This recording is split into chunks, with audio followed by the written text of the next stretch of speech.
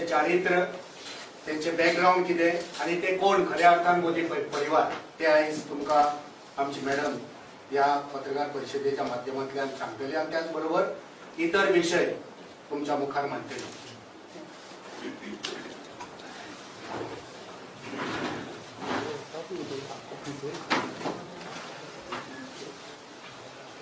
आप सभी पत्रकार साथियों को मेरा नमस्कार. 10 जनवरी को मैंने भारतीय राष्ट्रीय महिला कांग्रेस की नेशनल प्रेसिडेंट के तौर पर जिम्मेदारी संभाली. आज 110 दिन में मैंने 25 राज्यों के दौरे किए. 110 दिन में 25 राज्यों से होकर, मैं अगर कहेंगे तो जम्मू कश्मीर से केरला तक, मणिपुर से लेकर पूरा आपका छत्तीसगढ़ और ये इलाकों होकर आए. इन 25 राज्यों में 50 से अधिक महिला नारी न्याय सम्मेलन किए. हजारों बहनों से मैं मिली हूं. देश में महिलाओं के प्रति अपराध में बढ़ोतरी हुई है. खासतौर से डबल इंजन की भाजपा की सरकारों में महिलाओं के खिलाफ अपराध में और भी बढ़ोतरी हुई है. अपराधियों की हिम्मत बढ़ी हुई है. क्यों? क्योंकि सरकार बेटियों के साथ नहीं, विक्टिम के साथ नहीं, अपराधियों के साथ खड़ी है. आपके सामने उसका सबसे बड़ा उदाहरण ये पेश रखा है. मोदी का परिवार. ब्रजभूषण शरण भाजपा के सांसद हैं. साक्षी मलिक ओलंपिक में पदक जीतने वाली बेटी के यौन सेक्सुअल हैरासमेंट का मामला है. एफआईआर नहीं होती. अमित शाह जी, दिल्ली की पुलिस एफआईआर नहीं होने देते. सुप्रीम कोर्ट के आदेश से ब्रजभूषण शरण के खिलाफ एफआईआर होती है. गिरफ्तारी नहीं है, चुनाव लड़ रहे हैं. संदीप सिंह हरियाणा में बीजेपी के मिनिस्टर हैं. हरियाणा पुलिस एफआईआर नहीं कर रही. सरकार है, मिनिस्टर है, लेकिन कोर्ट के आदेश के बाद संदीप सिंह हरियाणा में मिनिस्टर के खिलाफ एफआईआर होती है. कुलदीप सिंह सेंगर भाजपा के विधायक नाबालिग बेटी के बलात्कार के दोषी करार दिए गए. उम्र कैद की सजा हुई है. राम दुलारे भाजपा के उत्तर प्रदेश से एमएलए हैं. अगेन नाबालिग बेटी के बलात्कार के दोषी और उम्र कैद की सजा. केंद्र में कोई और नहीं, देश के प्रधानमंत्री नरेंद्र मोदी जी. जिस शख्स के साथ दिख रहे हैं वो और कोई नहीं, बीएचयू में, वाराणसी, जहां से प्रधानमंत्री जी आते हैं चुनकर, उस वाराणसी के बीएचयू में पढ़ने वाली आईआईटी की छात्रा के साथ गैंग रेप होता है और ये उनमें से एक है. इसका अरेस्ट नहीं हुआ. ये मध्य प्रदेश में लाडली बहना योजना का प्रचार कर रहे थे. आंदोलन हुआ बीएचयू में, तब ये गिरफ्तार होते हैं. इनकी पहुंच देखिए कहां तक है सबकी. यही नहीं, एक और मामला. कल मैं कर्नाटका बेंगलोर में थी. कर्नाटका में हासन लोकसभा सीट से सांसद हैं प्रज्वल रेवन्ना. सांसद हैं, भाजपा के जेडीएस के ज्वाइंट कैंडिडेट है. एक दो नहीं, 1000 महिलाओं के साथ यौन उत्पीड़न, सेक्सुअल हरासमेंट, रेप के वीडियो, 3000 वीडियो पब्लिक में है. 3000 videos, 1000 more than women. Modi का परिवार. हासन के इस सांसद को प्रधानमंत्री नरेंद्र मोदी जी बता रहे हैं, आपका एक वोट हासन की सीट पर प्रधानमंत्री जी को वोट जाएगा. सुनिए, मैं आपको ये वीडियो दिखा रही हूँ.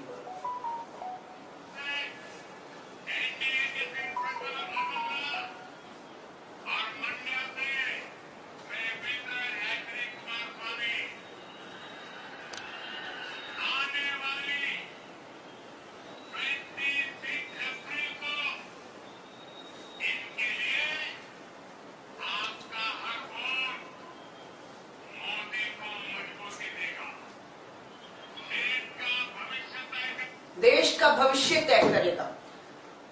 प्रज्वल रेवन्ना को एक वोट, और आज वो प्रज्वल रेवन्ना देश छोड़कर जर्मनी भाग गया है.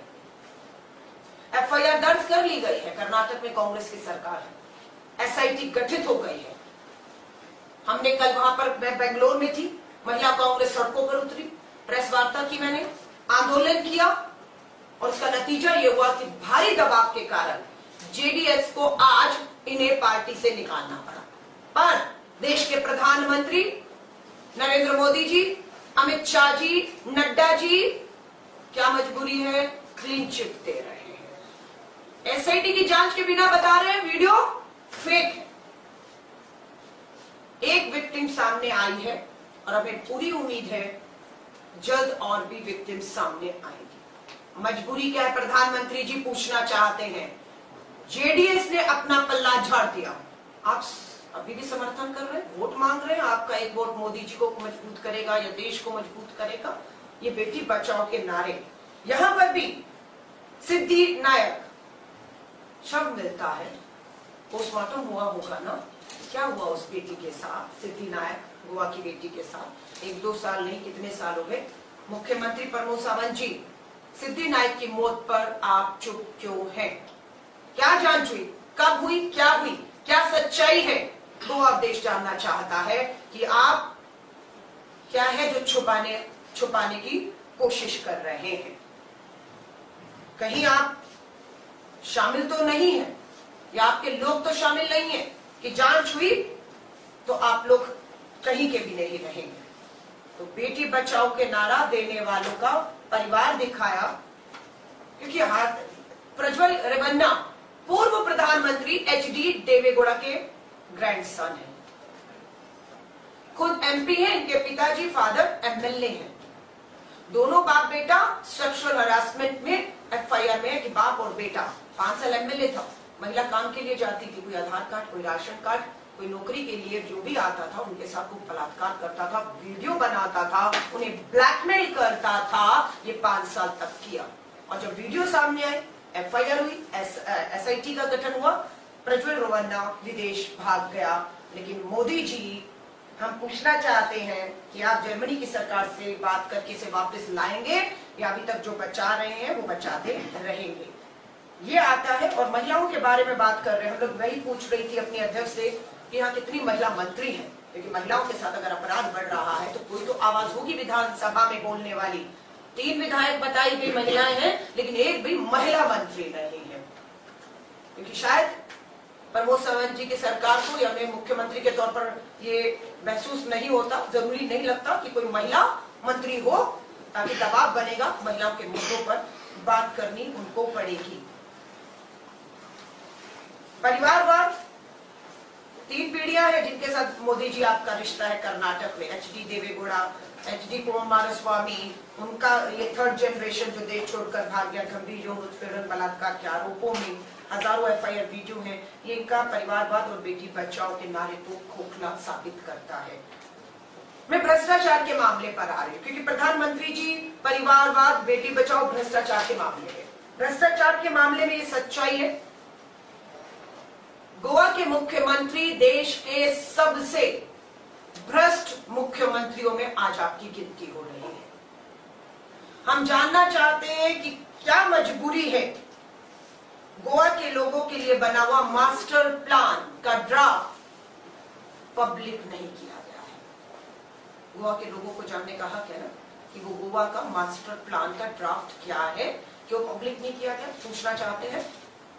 क्यों सिर्फ ये ड्राफ्ट आपके मित्रों को जो चंदे से धंधा, धंधे से चंदा, इलेक्ट्रोल बॉन्ड में दे रहे हैं, सिर्फ ये ड्राफ्ट की जानकारी उन्हें ही है।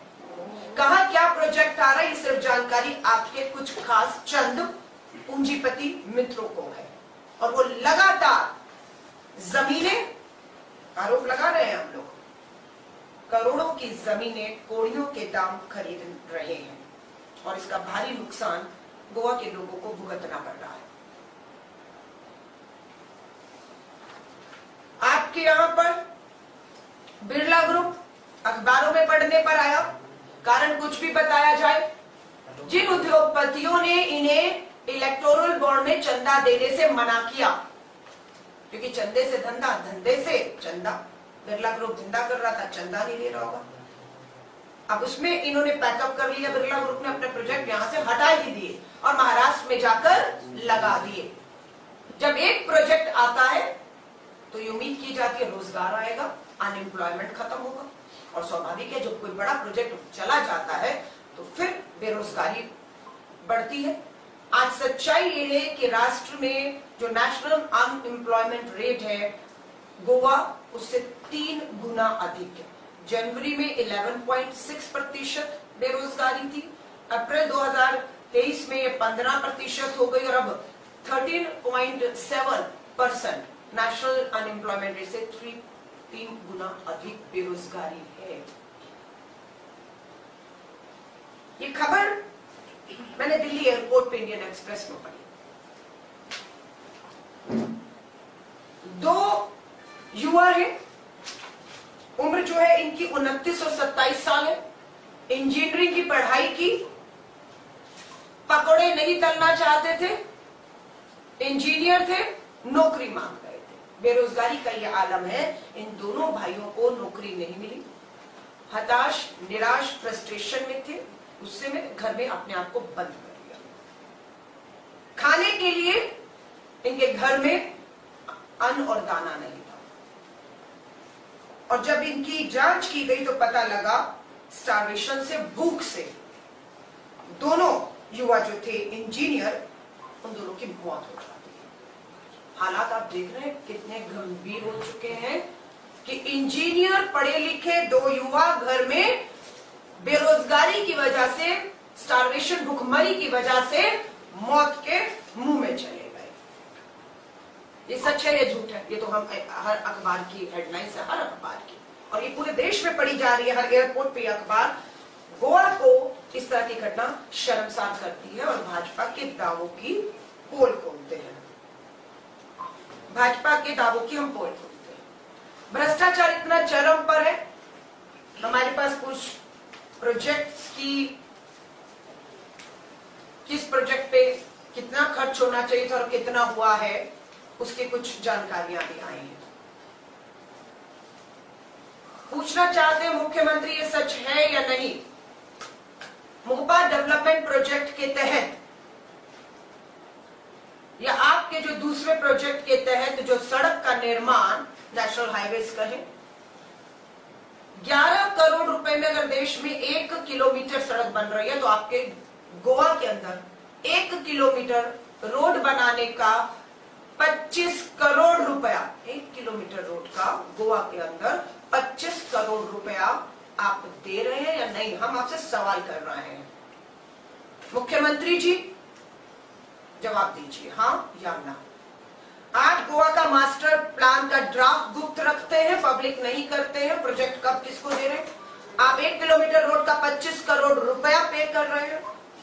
आपका स्मार्ट सिटी, मैं पूरे देश में 25 राज्यों में गई हूं, स्मार्ट सिटी ढूंढ रही थी। प्रधानमंत्री जी की 100 स्मार्ट सिटी कहां है? मुझे कहीं कोई स्मार्ट सिटी देखने को नहीं मिली। आज गोवा में आई हूं, पता लगा यहाँ पर स्मार्ट सिटी के नाम पर निर्माण के ऊपर करोड़ों रुपया मात्र भ्रष्टाचार में गया है मोदी जी आपके इन 10 साल के और यहाँ पर भाजपा की डबल इंजन की सरकार में।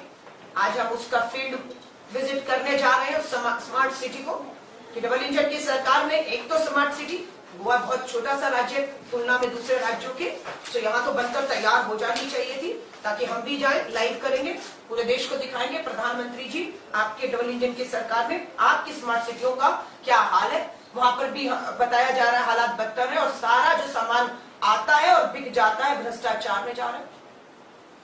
बेरोजगारी में इंजीनियर 2 मौत के मुंह में चले गए भुखमरी से, और वहीं पर पता लगता है कि पीडब्ल्यूडी विभाग में इंजीनियर की नौकरी के लिए 30 से 40 लाख रुपया रिश्वत दी जा रही है। मैं दोबारा गोवा के मुख्यमंत्री आपको चुनौती दे रही हूं, चैलेंज कर रही हूं। आप कह रहे हैं अनएम्प्लॉयमेंट नहीं है, आप कह रहे हैं आपने रोजगार दिए, चैलेंज करके जा रहे हैं। बताइए आपने किसको, कहां कहां पर कितनी नौकरियां दी? एक जानकारी खुली कर दीजिए कि ये इनके नाम है, ये इनके पते हैं, ये इनके फोन नंबर है, इनको हमने रोजगार दिया। पहली बात, रोजगार गोवा में नहीं मिला, बेरोजगारी है। जो भी रोजगार अगर मिला है तो मुख्यमंत्री जी सिर्फ आपकी विधानसभा में, क्योंकि आप अपनी एक विधानसभा की कुर्सी को पक्का रखने के लिए जो गोवा का पूरा हक और अधिकार है नौकरियों को लेकर, वो अपनी विधानसभा तक आपने सीमित कर दिया है। सूची जिस दिन आप जारी करेंगे आप खुद बेनकाब हो जाएंगे कि सारे की सारी रोजगार आपकी विधानसभा में ही कुछ लोगों को गई है और बाकियों को रिश्वत देकर या फिर बेरोजगार रहकर इस तरह से भुखमरी में का शिकार होना पड़ रहा है। हम मांग करते हैं प्रधानमंत्री जी, भ्रष्टाचार के खिलाफ आप लड़ रहे हैं ना, कब करवाएंगे सीबीआई और ईडी की जांच? हम पूछना चाहते हैं। बड़े भ्रष्टाचार के आरोप लगे हैं, जांच स्वाभाविक है। स्मार्ट सिटी हो, मोपा डेवलपमेंटल प्रोजेक्ट्स हो, आपके मास्टर प्लान का ड्राफ्ट पब्लिक नहीं है, बड़े उद्योग आपको अगर चंदा नहीं दे रहे आपने उनको चलता कर दिया है, तो इन सब पे 1000 करोड़ के करीब 1000 करोड़ के करीब ये पूरा गोवा के मुख्यमंत्री जी आप पर भ्रष्टाचार का आरोप है। इस 1000 करोड़ के स्कैम की जो जांच है प्रधानमंत्री जी, क्या आप सीबीआई ईडी से करवाएंगे? हम पूछना चाहते हैं, क्या है आप में इतना दम? प्रधानमंत्री जी, हमें मालूम है गोवा से आपको खूब चंदा इलेक्टोरल बॉन्ड के माध्यम से कहें और या वैसे भी मिल रहा है, इसीलिए हमें उम्मीद नहीं लगती कि आप अपने ही मुख्यमंत्री गोवा के ऊपर किसी भी तरह की कोई कार्रवाई करेंगे या आवाज उठाएंगे। महंगाई हो, भ्रष्टाचार हो, बेरोजगारी हो, सब मोर्चों पर भाजपा की या महिला सुरक्षा की मैंने उदाहरण दिए हैं, पूरी तरह से भाजपा सरकार यहां फेल साबित हो रही है। दूसरी ओर हमारा 5 न्याय 25 गारंटी लेकर हम देश में, एक तरफ राहुल गांधी जी की 10,000 किलोमीटर की भारत जोड़ो यात्रा और भारत जोड़ो न्याय यात्रा है, 10,000 किलोमीटर की। इस 10,000 किलोमीटर की यात्रा में राहुल गांधी जी को देश का बेरोजगार युवा मिला, महंगाई की मार झेल रही महिलाएं मिली, किसान मिला, श्रमिक मजदूर मिला, सेना का जवान मिला, सब मिला, और तब हमारा न्याय पत्र 10,000 किलोमीटर की यात्रा में न्याय पत्र बनता है। और भाजपा का जुमला पत्र बीच चुनाव में राजनाथ सिंह जी चेयरमैन 10 दिन के अंदर बंद कमरे में जुमला पत्र दिया। अपने जुमला पत्र का पता नहीं, हमारे न्याय पत्र पर प्रधानमंत्री जी आप आक्रमण करते हैं, झूठ बोलते हैं कि मुस्लिम लीग की बात है, हिंदू मुस्लिम की बात है, बहनों को मंगलसूत्र को बड़ी बड़ी जनसभाओं में 10 साल से आप प्रधानमंत्री हैं, पूर्ण बहुमत की सरकार, डबल इंजन की सरकार है, और आप बेरोजगारी, महंगाई, किसान पर ना कुछ बोलकर नाम लेकर कहते हैं, अल्पसंख्यक मुस्लिम समुदाय का नाम लेकर प्रधानमंत्री जी आप क्या हासिल कर लेंगे कि ये मुसलमान है और देश का मुसलमान उनके लिए घुसपैठिया है और हमारी हिंदू बहनों के मंगलसूत्र को खतरा बता रहे हैं। अभी इससे पहले हमने एक बहुत बड़ा नारी न्याय सम्मेलन किया, कम से कम नहीं तो 500 बहनें वहां पर थी, हिंदू भी थी, मुस्लिम भी थी। आप मेरा वीडियो देखिएगा, जिस बहन के गले में मंगलसूत्र था उसे भी खड़ा किया, जो मुस्लिम बहन थी उसे भी खड़ा किया। कोई किसी में आपस का इस तरह से भेदभाव नहीं है, डर नहीं है, लेकिन प्रधानमंत्री जी आप डर पैदा कर रहे हैं, माहौल आप खराब कर रहे हैं धर्म के नाम पर वोट मांगकर। हम आपसे हाथ जोड़कर अपील करते हैं, आप सत्ता और कुर्सी तो बचा लेंगे, लेकिन इस देश का क्या होगा? ये भाईचारे को, ये एकता को अगर आप खंडित करेंगे तो ये देश दंगों की आग में जलता आया है। जब सांप्रदायिकता हिंसे हुए हैं, मणिपुर को हम जलते हुए अभी भी 8-9 महीने से अधिक समय हो गया प्रधानमंत्री जी, मणिपुर डबल इंजन भाजपा सरकार है, चर्च जलाई जा रही है वहां पर, लेकिन आप पूरे देश में भ्रमण कर रहे हैं, लेकिन मणिपुर नहीं जाते, चर्चें जलाई जा रही है। अल्पसंख्यक मुसलमानों को नाम देकर घुसपैठिया बताकर उनका डर बताकर हमारे घोषणा पत्र में झूठी बात कर रहे हैं। हमारे राष्ट्रीय अध्यक्ष मल्लिकार्जुन खड़गे साहब ने प्रधानमंत्री जी को पत्र लिखा है, समय दीजिए, हम अपने 48 पेजेस का न्याय पत्र, जिसमें 1548 वर्ड्स है, हम आपके बीच में आकर उसे पढ़ना चाहते हैं मीडिया और पब्लिक में, ताकि आप बता पाए वहां कहां मुस्लिम लीग की बात है, कहां यह बात है कि हम सारी संपत्तियां देश की बेचकर सारा हिंदुओं का, बहनों का मंगलसूत्र तक हम मुसलमानों को देते। ये प्रधानमंत्री जी आपको शोभा नहीं देता है, लेकिन दुर्भाग्य है कि चुनाव आयोग भी आप बंद कर बैठा हुआ है और इस तरह के सांप्रदायिक धार्मिक भाषण दे रहे हैं, जो प्रधानमंत्री जी के 400 सीटों के दावे को खोखला बताते हैं। मैं देश के 25 राज्यों से बताया वो कराई, कहीं कोई लहर नहीं है भाजपा की, कहीं कोई 400 सीटें नहीं आ रही। मुद्दा बेरोजगारी, महंगाई, किसान, जवान, सरहद में, लद्दाख में आंदोलन हो रहा है, मणिपुर जल रहा है, अरुणाचल तक में चीन घुसकर बैठ गया, सैटेलाइट तस्वीरें आ रही है। प्रधानमंत्री जी कहते कोई घुसा नहीं। हमने वायदा किया है, सरकार में आते ही हर गरीब परिवार की एक महिला को 1 लाख रुपया सालाना और 8,500 रुपया के करीब हम उसके बैंक खातों में हर महीने की 1 तारीख को डालकर उसे महंगाई से राहत देंगे। हम 30 लाख सरकारी पक्की नौकरियों के पद भरेंगे आते, ताकि बेरोजगारी, पढ़ा लिखा युवा भुखमरी से दम ना तोड़े, जैसे गोवा में हुआ है। हम किसान को 2022 में मोदी जी ने कहा आय दुगनी होगी, आय दुगनी नहीं हुई मोदी जी, प्रधानमंत्री जी, कर्ज दुगना हो गया हमारे अन्नदाता पर। हम वायदा करते हैं सत्ता में आते ही एमएसपी पे कानून दिया जाएगा, किसान को उसकी फसल का उचित दाम दिया जाएगा, उसका सारा कर्ज हम माफ करने जा रहे हैं। जब आप पूंजीपति मित्रों का प्रधानमंत्री जी 10 साल में 16 लाख करोड़ माफ कर देते, 16 लाख करोड़ माफ कर दिया, तो हम अपने किसान का कर्ज उसी बजट में माफ कर सकते हैं और हम करेंगे। आजादी के बाद कभी भी ऐसा नहीं हुआ कि कृषि उपकरणों पर जीएसटी टैक्स कर लगान लगाओ, लेकिन ये आपने किया प्रधानमंत्री जी। हम कृषि उपकरणों पर, खाद, बीज, ट्रैक्टर पर जीएसटी 0 करने जा रहे हैं। श्रमिक न्याय की अगर बात करूं, मनरेगा में काम करने वाला दिहाड़ी मजदूर, आज हमारा वायदा है कि नया कानून लाया जाएगा, न्यूनतम जो है मजदूरी कानून, जिसमें 400 रुपया दिहाड़ी रोज का मनरेगा का या देश में किसान जो है उसे देने की यहाँ पर हम बात कर रहे हैं। गिनती करो, 5 न्याय 25 गारंटी में 5वां जो है गिनती करो है, और गिनती करो में हम जातीय जनगणना कराने जा रहे हैं। इस जातीय जनगणना में जिसकी जितनी आबादी होगी, देश के संसाधनों पर, सरकारी नौकरियों पर, शिक्षण संस्थानों पर, उनका उतना हक होगा। यह हक संविधान ने उन्हें दिया है, और आज भाजपा बाबा साहब अंबेडकर के संविधान को आरएसएस के संविधान से बदलने की कोशिश कर रही है। वो लोगों के समान हक और अधिकार छीनने जा रही है। हम ये होने नहीं देंगे। हम बाबा साहब अंबेडकर के संविधान को आरएसएस के संविधान से बदलने नहीं देंगे, क्योंकि बाबा साहब अंबेडकर का संविधान महिला पुरुष में भेदभाव नहीं करता, अमीर गरीब में भेदभाव नहीं करता, जातियों में, धर्मों में भेदभाव नहीं करता। पर आरएसएस का संविधान धर्मों में, जातियों में, अमीर अमीर, गरीब गरीब में ये फर्क खाइयां उन्होंने पैदा की है। इसलिए आरएसएस का खतरनाक जहरीला संविधान इस देश पर नहीं लागू होगा। कोई भी कीमत उसकी हमें क्यों ना चुकानी पड़े, हम ये साफ कह देते हैं। लोकतंत्र खतरे में है, देश का संविधान खतरे में है, और देश की एकता, प्यार, भाईचारा जो है वो हमारा आज खतरे में है। मैं अंतिम गिनती कराओ के साथ साथ, जिसकी जितनी आबादी उतने हक के साथ, एक और मुद्दा है, बहुत महत्वपूर्ण मुद्दा है, अग्निपथ भर्ती योजना। हमने फैसला किया है कि कांग्रेस और इंडिया अलायंस की सरकार बनते ही अग्निपथ भर्ती योजना, ठेके की 4 साल की नौकरी हम रद्द करने जा रहे हैं।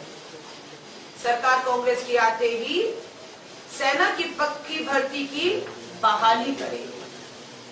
जो 2 लाख युवाओं ने कठिन शारीरिक मानसिक परीक्षाएं पास कर ली थी, उनको नौकरी का हक छीना, हम उन्हें नौकरियां देंगे, पक्की नौकरियां देंगे।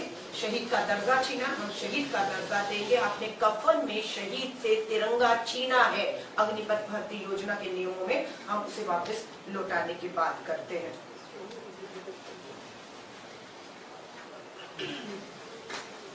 इसी के साथ साथ मैं फिर कह रही हूँ, 5 न्याय 25 गारंटी और हमारा 48 पेजेस का न्याय पत्र, और ये सच है आज देश में।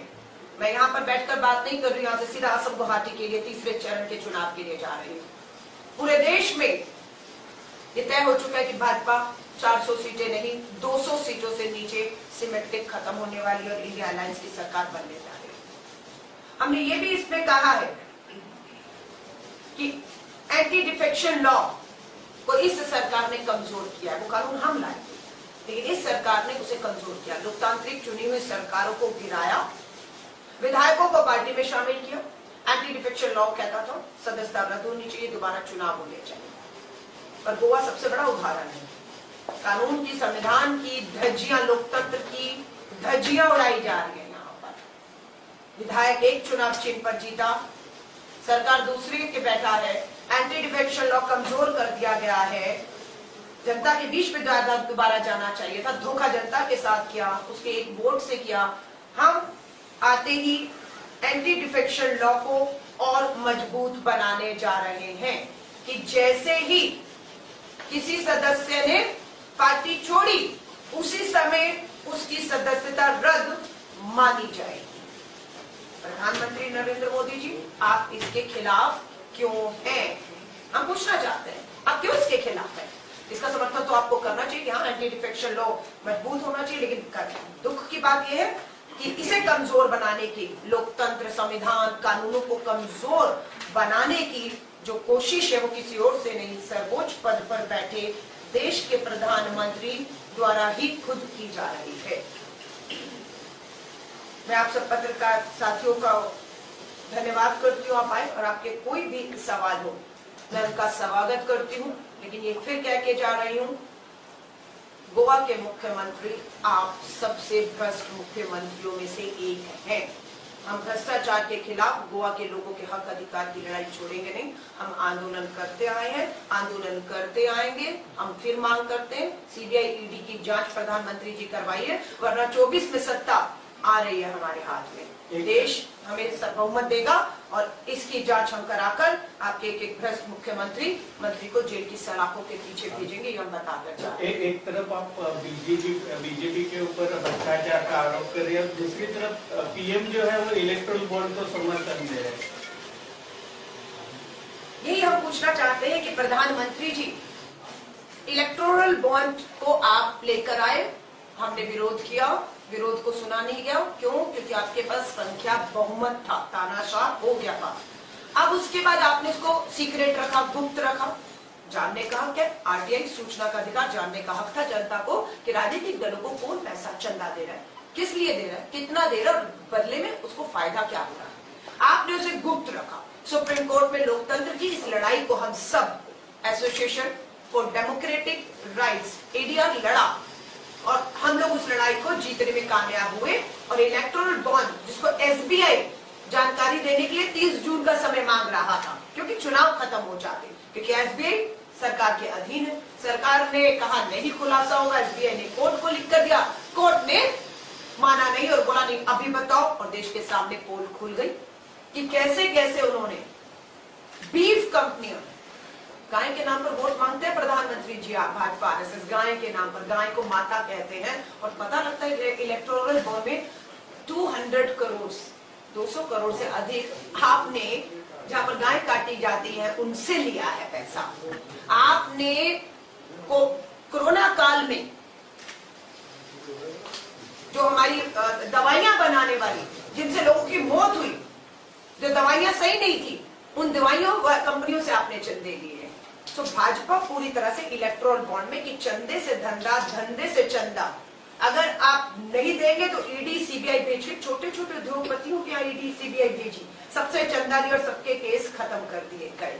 आज 2 इलेक्टेड मुख्यमंत्री आपके दिल्ली के और झारखंड के बीच चुनाव में चुनी हुई सरकारों के चुने हुए मुख्यमंत्री इस समय जेल में भी है, प्रचार में नहीं है। ये तानाशाही नहीं तो क्या है?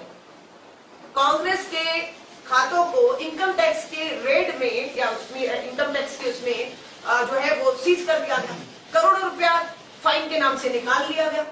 राहुल गांधी जी के एसपीजी सुरक्षा छीनी, सरकारी आवाज छीना, सांसद सदस्यता उनकी छीनी, उन्हें जेल भेजने की तैयारी थी कि लोकतंत्र की आवाज। और पहली बार हुआ कि देश में 150 सांसदों को पार्लियामेंट से सस्पेंड कर दिया गया हो और कानून पास कर दिए गए हो।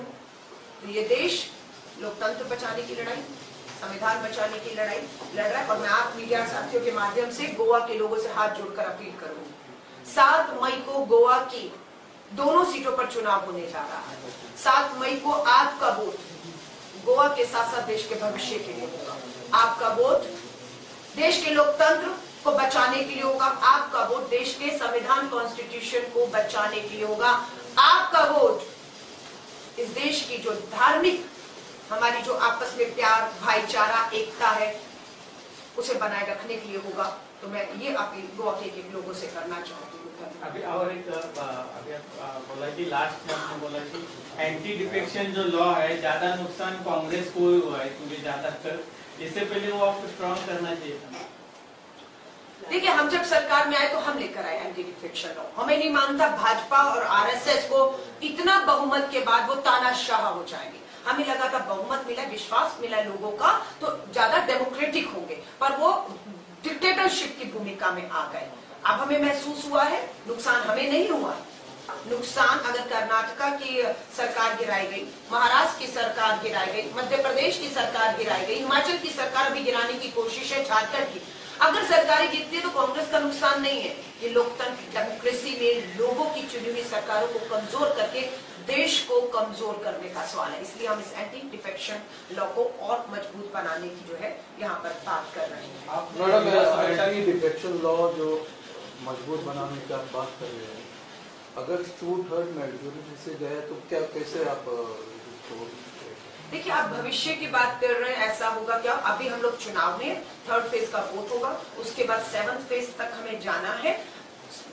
हमारा इंडिया अलायंस का हमें मालूम है सरकार बनेगा, हम लोग मिलकर बैठेंगे। अभी हमारा एक न्याय पत्र है, हमारे दूसरे अलायंस अपना कुछ उनका गारंटी है। फिर जब हम लोग एक मंच पर आएंगे, बैठेंगे, बात करेंगे, और आप जो बात कर रहे हैं स्वाभाविक ऐसे बहुत से सवाल हैं जिसके जवाब चुनाव के बाद जो चुनकर आई पार्टियां और सदस्य होंगे वो स्वाभाविक है, उसके ऊपर जरूर सोचेंगे और बात करेंगे। कर्नाटका में बीजेपी कांग्रेस की गवर्नमेंट है, वहाँ पे नेहा हिरेमठ की मर्डर हुई है, क्या कहना चाहते हैं इसके ऊपर? देखिए, नेहा के साथ जो कुछ भी हुआ, कौन गया उनके घर में? जेपी नड्डा जी, भाजपा के राष्ट्रीय अध्यक्ष। देश के प्रधानमंत्री ने चुनावी जनसभा में नेहा का नाम लिया, और नेहा को न्याय मिलेगा क्योंकि हमारी सरकार है, हमारी सरकार है, न्याय मिलेगा। राजनीतिकरण करने के लिए जेपी नड्डा जी नेहा के घर पहुंचे, पर प्रज्वल रेवन्ना के ऊपर 1000 बेटियों के घर जेपी नड्डा जी कब जाएंगे पूछिए? 1000 बेटियों को भी न्याय मिले नेहा की तरह। उनकी आवाज जेपी नड्डा जी, प्रधानमंत्री जी कौन से मंच से उठाएंगे? आप एक की बात कर रहे हैं न्याय देने की, हम उस एक के साथ साथ 1000 की बात कर रहे हैं। प्रणव रेवन्ना आपने महिला सुरक्षा की बात की है, और आपने अभी बोला कि गोवा में महिलाओं का आवाज बढ़ाने के लिए विधेयक जो है उनको मंत्री पद नहीं बनाया। अभी इलेक्शन में चांस था, अभी साउथ में बीजेपी ने महिला कैंडिडेट दी है, कांग्रेस में महिला इंटरेस्टेड थी लेकिन कांग्रेस ने क्यों नहीं दी? देखिए, बिल्कुल आपने कहा महिला इंटरेस्टेड थी, लेकिन सीटें मात्र 2 हैं, और उसके बाद जो फैसला लिया गया है, आप सिर्फ ये विधानसभा का चुनाव होता असेंबली विद इन गोवा तो मैं आपसे सहमत होती, लेकिन कि इतनी 40 विधानसभा की सीटें महिलाएं नहीं दी। ये देश का चुनाव है, तो आपको एक बड़ी तस्वीर देखनी होगी कि किस पार्टी ने 543 में कितनी महिलाओं को टिकट दिया। और मैं आपको फिर कह रही हूँ, अगर महिला आरक्षण पास हो गया होता, जो हो गया, लागू होता, तो ये सच था या नहीं कि इस चुनाव में 2024 में 180 हमारी 180 बहनें चुनाव लड़ती, जीतती, और इसी 24 में 180 बहनें संसद पहुंचती। किसने उनको संसद में जाने से रोका? प्रधानमंत्री जी। असेंबली में भी विक्टोरिया फर्नांडिस एक ही आपकी संसद के ऊपर एमएलए थी, और उनकी मांग थी कि उनको मंत्री पद दिया जाए, पर उन्होंने कांग्रेस ने नहीं दिया। उसके बारे में आप क्या कहेंगे? मैं आपसे फिर कह रही हूँ, आपका ये कहना है कि हमने नहीं दिया, मान लीजिए हमारा तो अब पास्ट हो गया, आप प्रेजेंट में ये कह रहे हैं कि भाजपा ने अगर नहीं दे रही है तो ठीक है, हमें आवाज नहीं उठानी चाहिए, है ना? अब जो पास था वो पास था, पास में बहुत चीजें अच्छी हुई, बहुत चीजें करनी थी, नहीं हुई। आई एग्री, महिला मंत्री होनी चाहिए थी, लेकिन आज जिसकी सरकार है उसको बचाने के लिए आप प्रधानमंत्री वही तो कर रहे हैं। सवाल जवाब हिसाब किसको देना है? 10 साल जो प्रधानमंत्री उसे या कांग्रेस को देना है? तो मैं आज की बात कर रही हूँ, आप कल की बात माधवी का इशू आप कैसे सॉल्व करेंगे? माधवी रिवर कर्नाटक में कांग्रेस का गवर्नमेंट है। मैं फिर आपसे कह रही हूँ, कर्नाटक में हमारी सरकार है, देश में भाजपा की सरकार है, गोवा में भाजपा की सरकार है। पहल करे केंद्र सरकार, लाए भाजपा को गोवा को मंच पर, 2:1 है ना। लेकिन पहले क्या था, केंद्र में भाजपा, कर्नाटका में भाजपा, गोवा में भाजपा। तब उनकी नीयत थी और उनकी नीयत नहीं थी तब भी, अब भी भाजपा की नीयत नहीं है। जब तीनों जगह वो थे, मामले को सुलझा सकते थे, सॉल्यूशन निकाल सकते थे, तब उन्होंने नहीं किया। आप समझ रहे हैं, अब भी वही नहीं चाहते। मैम ये पास हो गया मैम, ये पास हो गया। फ्यूचर में कांग्रेस महादई के लिए स्टेप उठाएंगी क्या कर्नाटक के साथ? देखिए, आप एक्साइटेड मत होइए, कोई खत्म करेंगे यही पीसी को। उन्होंने सवाल किया, मैंने उसका जवाब दे दिया।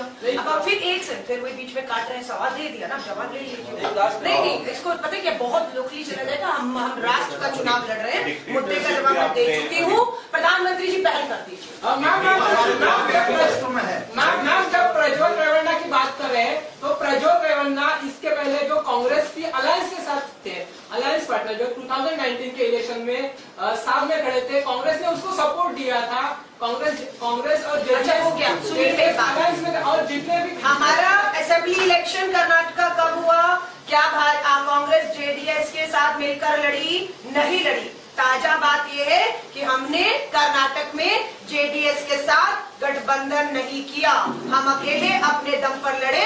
भाजपा की डबल इंजन की सरकार को कर्नाटका में हराया और अपनी सरकार हमने बना ली है।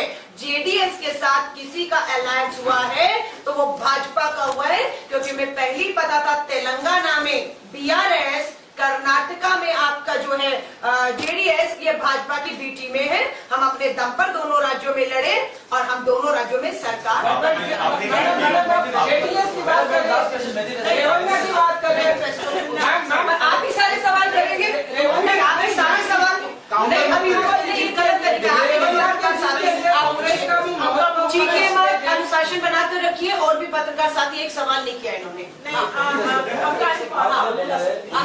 कसे बद्दल उलयले डिटेशन बद्दल एक प्रश्न असा की इंदिरा गांधी 75 वो सर 100 साल 125 साल पे बात जाएंगे। आज लिटरेचर में 7 महीने तो इंदिरा गांधी ने सर, आप भाजपा की बात 50 साल 70 साल 80 साल, आज की बात क्यों नहीं? भाजपा को बचकर निकलने नहीं देंगे। डिक्टेटरशिप लागू की है ना। जातीय जात पात के राजकारण करते हैं, मुझे कैसा आपने मैनिफेस्टो में बोला है कि इनकी बिल्कुल जातीय जनगणना, हाँ जातीय जनगणना, ये जातीय पॉलिटिक्स नहीं होगी।